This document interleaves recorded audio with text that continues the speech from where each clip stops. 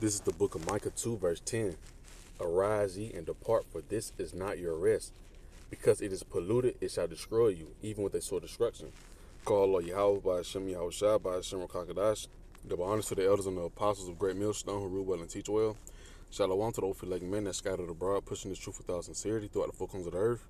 And also shalom to you very few sincere sisters that's taking heed and get it in order in these last days. Right?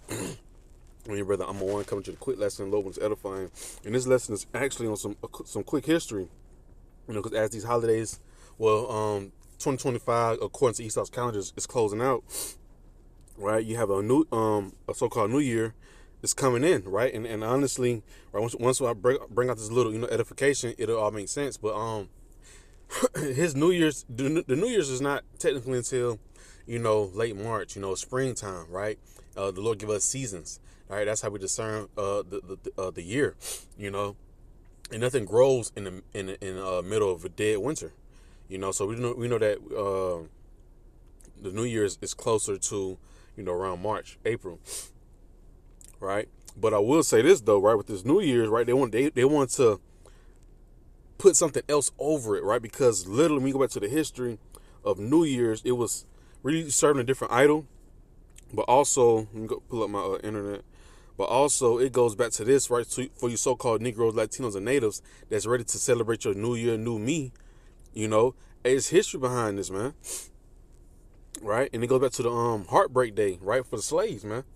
Right? It says, and this right here is, it's history for us, right? Because when you go into it, which I'm going to read, but quickly going into it, right? Our slaves, right? Our forefathers, right? They mothers, they were on what? They would dread December 31st. They didn't want December 31st to get here because why? Hey, that means a new contract, right, for the next year. And that's what split the families, right? So you may be, let's say you in Mississippi, working, and you actually around your family. Hey, they hated December 31st because they know that, hey, December 31st, another slave owner may want to put dibs on that particular slave, right, and ship that man or ship that woman, right, elsewhere, right? You could be going to Oklahoma. So you can be going to Virginia, and you split up from your family. So they hated that, right? Because and that's the spirit you should be in, right? Because it also shows the curses, but it just goes to show you that our people never had there was never in that mirth spirit, man, right? They wasn't thinking about how these people are thinking today. New year, new me. I'm gonna turn my new leaf over. I'm gonna start a different regimen. Right? Everything but trying to get the hell up out of this captivity, man. That's why I started off with the scripture, Micah 2 and 10, for this is not your rest.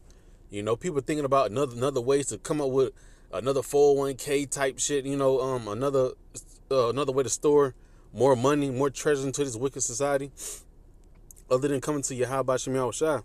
Right, so I'm gonna read a couple of this right quick, and I'm gonna bring out two scriptures in Lord willing is edifying.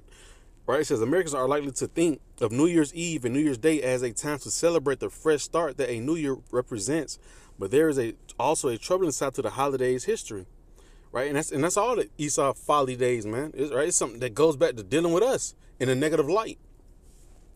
In the years before the Civil War, the first day of the new year was often a heartbreaking one for enslaved people in the United States, right? And that also brings out Deuteronomy 28, man.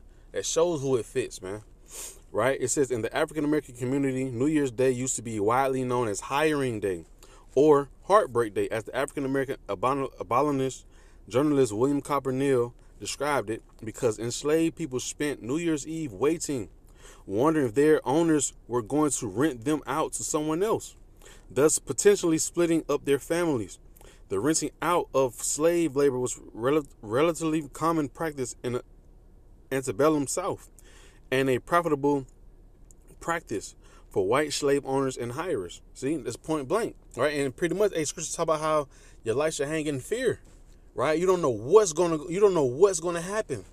You finna sign back up for a different contract, and then through the spirit, it's funny because when you think about when you go to the Revelation 13 and 16, go to that word mark, right? And I was just saying it through the spirit, right? But maybe I'm doing too much. But it's like for in this particular time, this time period, right? In those slavery days, those physical slavery days, they were signing up for another contract, right? Another bond, right? And for that new year. right? In the spirit, I was looking at it like this. Hey, and this new year, hey, Lord willing, 2026, that's the year to MOTB. And what these people want to sign up for that. You know? Esau finna come down and present you this. You know? Right? But it says, as I keep reading, hiring day was part of the larger economic cycle in which most debts were collected and settled on New Year's Day, says Alexis McCrossin, an expert on the history of New Year's Eve and New Year's Day, and a professor of history at Southern Methodist University, who writes about hiring day in her forthcoming book, Times Touchstone, the New Year in American Life. I'm going to read this last passage and that'll be it. Right? Some enslaved people were put up for auction that day or held under contracts that started in January. These transactions also took place all year long, and contracts could last for different amounts of time. See, you would never know if you would have seen your family again, man. Right? That's a part of the curses, man. Right? You should build and not live within. If roughly paraphrasing, these deals were conducted privately among families, friends, and business contacts, and slaves were handed over in town squares or courthouse steps, sometimes simply on the side of the road, according to Divided Mastery, Slave Hire in the American South by Jonathan D. Martin. Right, so you just, but this picture right here, they'll auction you off, man. Right, you got life on hanging fear. Right, so that's just some brief overview of what New Year's Day was going into, December 31st into New Year's Day. Right, it was better known as hiring day or heartbreak day, man. Right, because we didn't know what was going to happen. It was getting sold, man. Right, and go back to the curses, man. He should have no pity for the young or the old. Right, this is right here, the book of Deuteronomy 28 and verse 65. And among these nations, matter of fact, yup. It's 65 in the KJV. And among these nations shalt thou find no ease. Right, and that's what it was back then. It was finding no ease, man. You was leaving for one slave owner to go to the next one and put in more work. Right, and that's till today's time, man. And among these nations shalt thou find no ease, neither shalt thou the sole of thy foot have rest. Right, and that shows you that, hey, we still inside these curses, man. But our people, Esau has put up a smoke screen in front of you, thinking you have rest, but you don't. Right. It says, but the Lord shall give thee Salakia, a trembling heart and failing of eyes and sorrow of mind. Nobody's coming to help, and thy life shall hang in doubt before thee. See, and thou shalt fear day and night, and shalt have none assurance of thy life. And that's what it was, man. They was hanging day and night, man. Right, slave owners looking for you. Right, they doing all of these so-called fun games with you. You know what I'm saying? Letting you run and they send the dogs on you. Have you go to if you don't do certain things that's commanded, they gonna buck break you. Right? That's what they was doing, man. This is all a part of that heartbreak day, man. So that was just a quick lesson on this. Lord willing, it's quick and edifying.